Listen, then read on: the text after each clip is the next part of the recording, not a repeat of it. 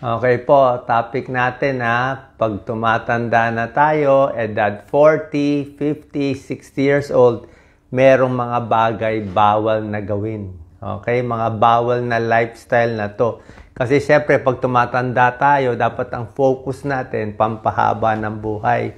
Okay, hindi na pwede yung mga dating gawain. Tingnan natin 1 to 18 to.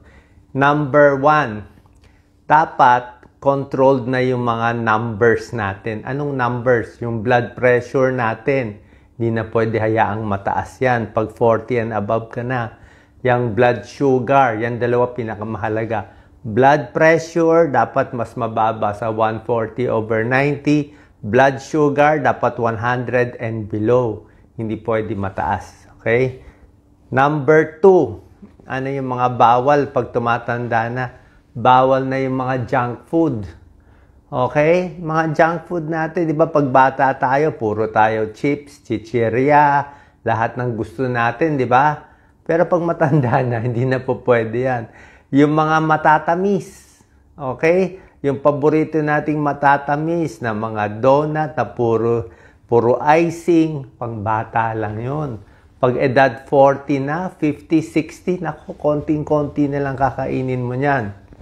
Isa pa, sama natin sa number 2, soft drinks. Okay, soft drinks. Pag bata ka pa, wala ka pang 40, sige, mag-soft drinks ka. Pero meron nagkaka-diabetes, edad 30 pa lang.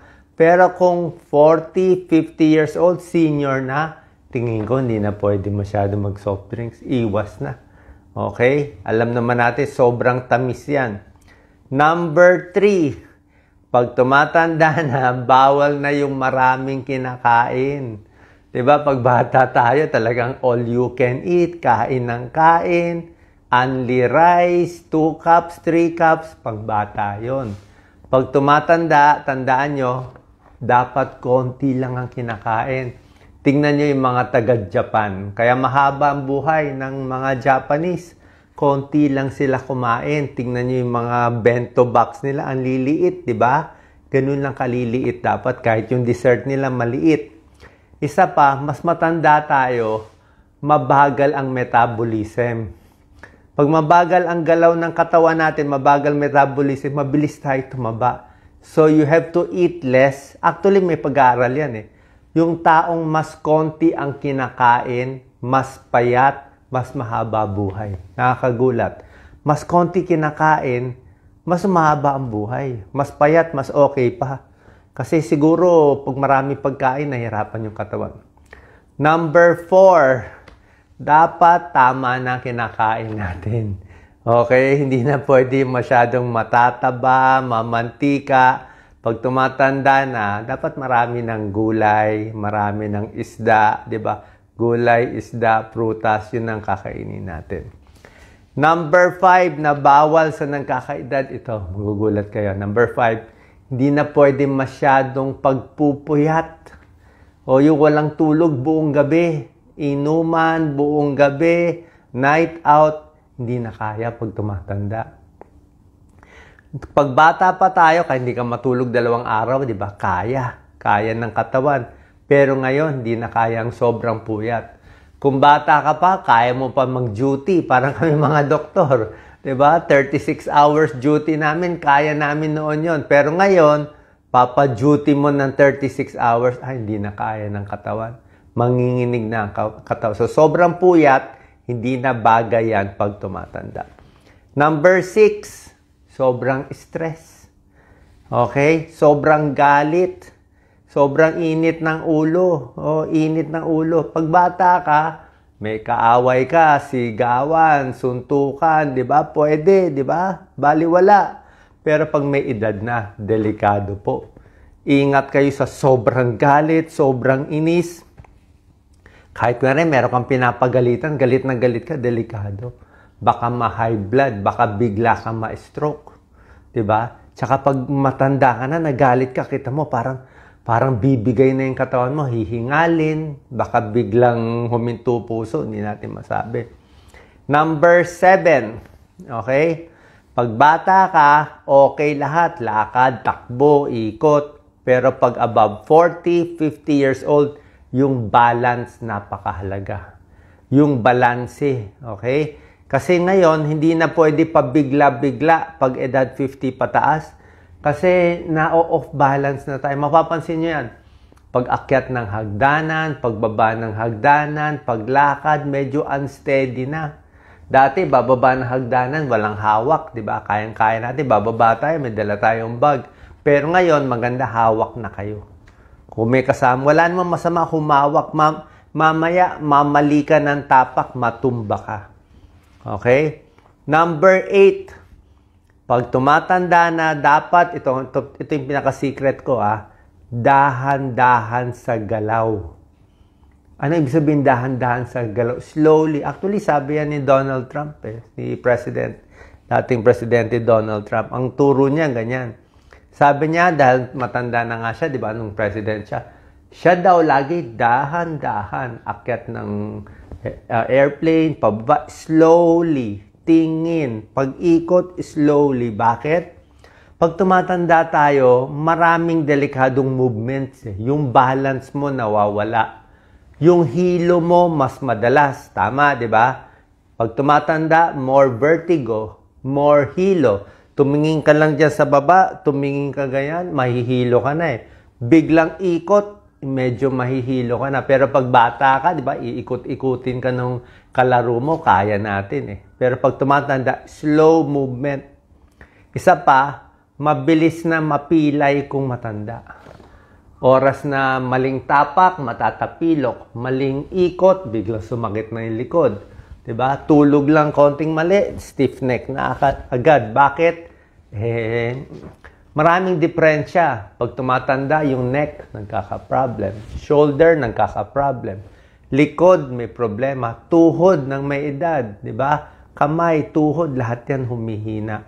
Pati puso, pati baga. Kaya slow movement lang. Huwag mong papagurin yung katawan, yung biglang akyat ng hagdanan, 2 palapag, kita mo, hingal na hingal kayo. Diba? Parang hinahabol hininga. Dati hindi naman. Bakit? Mas mahina na ang baga at puso, mas matigas na yung puso pag tumatanda. Pati yung mga ugat tumitigas. Number 9. Paggising sa umaga, dahan-dahan din pag matanda na. Marami yan nangyayari. Meron akong kakilala. Paggising sa umaga, nahilo siya, bumagsak. Na-fracture ata. Fracture kamay, fracture likod. Yan si Doc Lisa, minsan bagong gising, nagmamadali, biglang upo. Nag-vertigo siya. 3 araw, umikot yung buong bahay. Kasi nga, pag biglang ano na yung tenga nasa tenga yung balance natin nagkaroon ng vertigo. Tsaka delikado rin sa morning, yung biglang gising, biglang trabaho sa umaga, meron na i-stroke. Ang oras na pinakadelikado sa stroke umaga. Pinakamarami na i-stroke, alas 5, alas 6 ng umaga, alas 7, alas 8. Yan ang early hours, dyan pinakamataas ang blood pressure, dyan pinakamarami na i-stroke. Bakit? Usually kasi buong gabi, pagising sa umaga kasi ang dami mo na iniisip Ang dami mo nang gagawin, di ba? Bagong gising, tumataas yung cortisol, yung stress level natin. Pati blood pressure mataas. Kaya nga yung gamot sa high blood, maganda inumin sa gabi.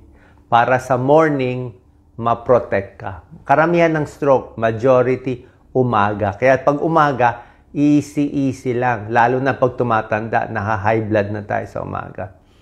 Number 10, ito bawal na yung mag-isa. Diba? Alam ko, pag bata tayo, diba, kayo mga kabataan, kaya natin mag-isa. 1 buwan, tayo lang sa dorm natin, diba? Kaya natin yan Diba? Loner tayo, solo tayo, di natin kailangan kaibigan, kaya yan kung bata ka. Pero, pag tumatanda na, hindi na po pwede.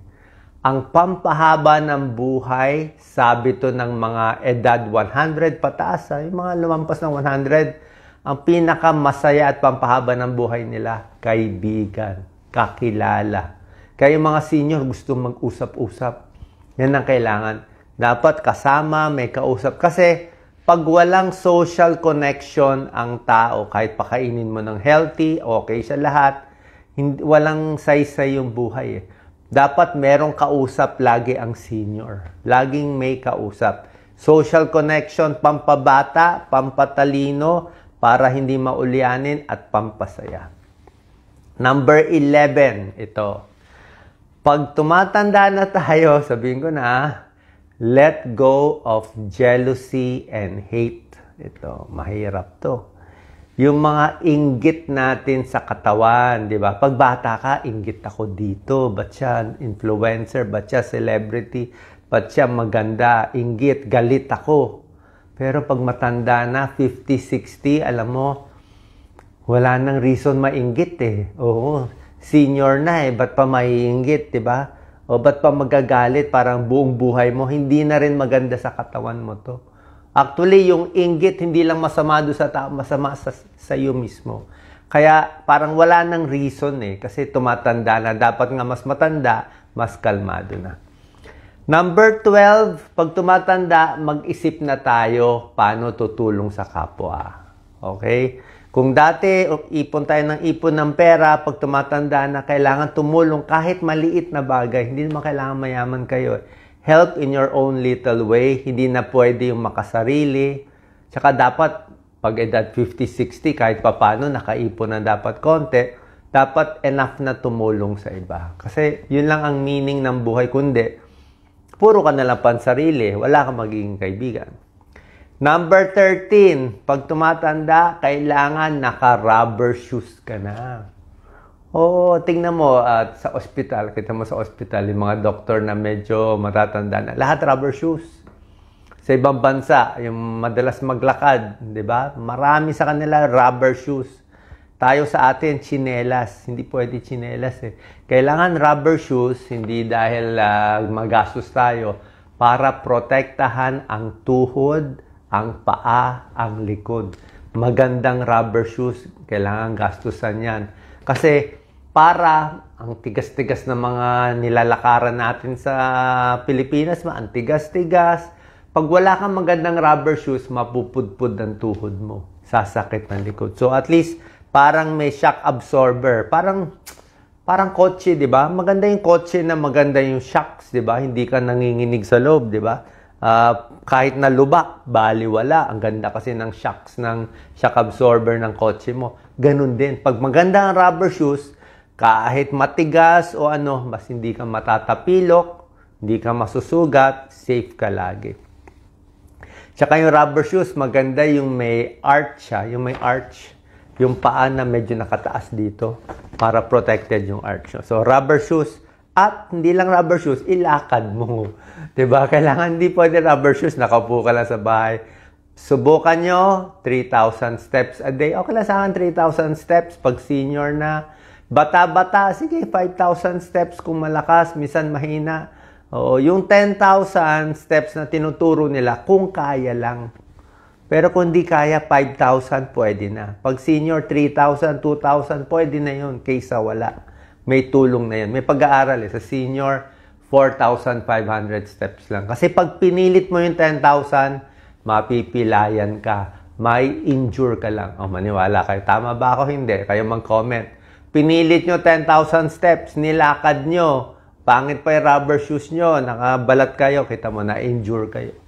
Tapos isang buwan kayo hindi nakalakad. Kasi nga, pag matanda na, dapat unti-unti. Mahirap sundin yung mga tinuturo sa, minsan basta mag 10,000 steps ka, maglakad ka isang oras. Minsan, hindi possible eh, hindi kaya eh. Konti, konti, konti. Yan ang turo ng Japanese style. Slowly, dahan-dahan. Number 14, bukod sa paglalakad, kailangan meron tayong konting light weights. Pwede may grocery, yung mga light lang, siguro 2 pounds, 3 pounds. Huwag yung sobrang bigat. Pabili kayo ng dumbbell, 2 pounds, 3 pounds, siguro hanggang 5 pounds, mga 20 times, ganyan. Tapos yung upo tayo, ganyan, no? Upo tayo, maganda yan sa hips, sa sa hita. So, kailangan may konting resistance. Wall push-up, dito sa wall. Wall push-up, maganda yan. Kung nahihirapan kayo, di malapit kayo, madali lang yan. Mas malayo, yung tunay na push-up, kung kaya nyo, pero hindi ko pinapayo. Konting exercise, pwede na yan. Okay? Bawal yung upo ng 7 hours. Diba? Ginawan ko ng video yan. Ang nakaupo ng more than 7 hours a day, maikli ang buhay. Kaya dapat within, lakad-lakad. Para ngayon, after this video, lalakad ako. Number 15, pag tumatanda, gamitin ang utak. Okay? Use your brain na. Hindi na pwede yung matutulog na lang ako. Pilitin mo mag-compute. O, i-compute mo lahat ng utang mo. Hindi, lahat ng, kahit ano, i-compute mo. O, kaya rin, mahilig ka sa basketball o sa football, mag-compute ka na mag-compute. Pagganahin na pagganahin. Gumawa ka kunwari ng project, makipag-debate. Kasi, the more you use the brain, hindi ka maulyanin. Basa ng basa. Kasi pag hindi mo ginamit yung utak mo, walang kausap si nanay, si tatay, si lolo, si lola, mauulyanin. Kaya nga, tulad na sinabi ko nga, social connection, kaibigan, di na pwede mag-isa, gamitin yung utak. Kahit mag-retire ka sa trabaho, gumawa ka na ibang project. Number 16, dapat, pag tumatanda na, safety tips at home. Sobra important to. Kala nyo, ano ba yung safety tips? Naku, naliligo kayo sa banyo nyo. Ngayon kayo, punta kayo sa banyo nyo. Ilang beses kayo muntik madulas sa banyo? Sabihin mo, mag-comment kayo. O, tunay ba sinasabi ko? Ilang beses kayo muntik madulas? Muntik pagdulas, baka tumama yung ulo sa semento, that's it. Diba? Dudugo na yung ulo niya. Kasi yung mga CR natin talaga, ang dulas eh. Ako, ang ginagawa ko, meron kaming rubber mat. Oo. Pero minsan yung rubber mat, nadudumihan din eh. Inaamag yung rubber mat, di ba? Hirap din. Kaya meron ako mga handle. Yung handle sa sidebar. Pakabit kayo ng handle. Tapos, dapat meron talaga eh. Medyo steady. Tsaka, isa pa pala, lagi ako may silya sa banyo. Lagi ako may silya. Plastic na silya. Bakit? Mahirap magkuskus ng paa eh. Kaya nyo magkuskus ng paa, nakatayo, kukuskus. Mahirap. Baka pag senior, baka mahilo kayo eh. Subukan nyo, silya na lang. Minsan pa naliligo kayo, nabasa yung mata nyo ng sabon. Kaya nyo ba tumayo? Mahirap yun ha. Pag matanda ka na, nabasa yung mata mo, ma-off balance ka. Kung kayo edad 30, hindi ka ma-off balance. Pero pag 40, 50, 60 kayo magsalita, ma-off balance ka na. Kaya safety tips sa floor, sa ligo, sa gabi, hindi na pwede yung walang ilaw. Dapat meron ka ng night light. Meron kang maliit, kahit yung banyo may ilaw. Para paggising mo, pupunta ka sa banyo, tatayo ka, di ba? Pag walang ilaw, baka madapa ka. Ilang beses kayo muntik-muntikan madapa sa madaling araw? Mag-comment kayo. Muntik-muntikan lang yan. Pag natsambahan tayo, yun na yun. Diba? Lagi ko nakikita ang pinaka-cause ng accident at pagkamatay ng senior, hulog. Hulog sa CR, tumama yung ulo, hemorrhage. Hulog sa kama. Pagtayo, natumba. Diba? Laging ganyan. Natumba, na hip fracture. O, pag hip fracture, tuloy-tuloy na yon. Hip fracture, di na makalakad, tataba na. Hihiga na lang, hihina ang muscle. Tapos pagkain, mag-aspiration pneumonia, tuloy-tuloy na yon. So, ayaw natin yung unang injury. Kumbaga sa baso, maganda wala pa siyang basag. Kasi oras yung baso na basag na konti, anong nalamat konti? Nahulog eh, na-hip fracture na eh. Natumba na eh, hindi na makatayo eh. Oras na nabasag na siya, mabilis na siya mabasag ulit. So, ganun din sa tao. Oras na na-stroke na, baka magtuloy-tuloy. Oras na napilay na o hindi na makalakad, lagi na naka-wheelchair, tuloy-tuloy na yon. Baka mamaya, mag-varicose na, o di ba humina na likod. Kaya dapat pipilit natin maging gumagalaw at independent. Diba? Ilaw sa gabi, ganyan. Yung lalagyan ng mga handles, safety tips. Pati rin sa magnanakaw, dapat maingat tayo. Ingat din sa aso, pusa, ha? Aso, pusa, minsan may rabies yan. So, mamaya makagat kayo, ingat din. Number 17, to. Pag matanda ka na, be careful na sa weather conditions. Anong weather conditions? Ulan, araw, sobrang init, baka ma-heat stroke. Sobrang ulan, dati naulanan, okay lang. Pag matanda, naulanan ako, baka mapulmonya tayo. Yung lamig, nakakahina ng immune system.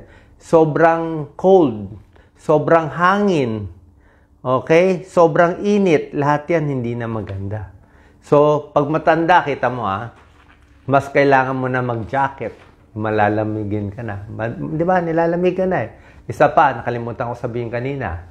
Mas matanda, mahirap na makakita sa gabi. Parang may night blindness na tayo. Mas madilim, mas di mo na makita. Mas mabilis ka na masilaw. Okay? Kasama yun eh. Kasama yun sa pag-iedad. Kaya, pag humihina na yung balance, yung mata natin, yung tenga, a-adjust na. Dapat, safety tips na tayo. May handle na, maingat na, may ilaw na sa gabi. At yun. Tapos yung tsinelas ko, dapat nakasure na doon sa isang lugar. Mamaya, matapakan mo yung tsinelas mo, matumba pa. So, yan, number 17. And number 18, lastly, pampahaba ng buhay, dapat isipin mo na ano yung legacy mo. Diba? Lahat naman ng buhay may halaga. Parang mag-iwan ka ng magandang ehemplo sa pamilya mo, magandang ehemplo sa kaibigan, para sa susunod na generation. Meron tayong maiwan na maganda. Kasi yun na lang magiging happiness mo. Parang sabi na ibang tao, nabuhay yan ng matagal eh. Puro pansarili lang, wala naman tinulong. Pangit din naman, di ba? So pag nawala tayo, mumurahin lang tayo, ayaw rin natin yun. Okay? So yan lang po, ang tulad ng sinasabi ko last message, dahan-dahan lang, ingat-ingat lang, at ito pinaka-message ko, pag edad 40, 50, lalo na pag edad 60, 50-60 patas, focus na sa mga bagay na magpapahaba ng buhay mo. Kasi mas mahaba ang buhay mo, mas panalo ka. Mas mahaba ang buhay mo, mas mayaman ka. Okay? Kahit maliit lang pera mo, kung na-invest mo in 20 years, diba? Mas mahaba buhay mo, mas mayaman ka pa rin. So, mas mahaba ang buhay, mas may magagawa tayo. At syempre, laging magdarasal. Yan naman pinakamahalaga sa lahat. Salamat po. God bless po. Share po natin sa ating kababayan. God bless.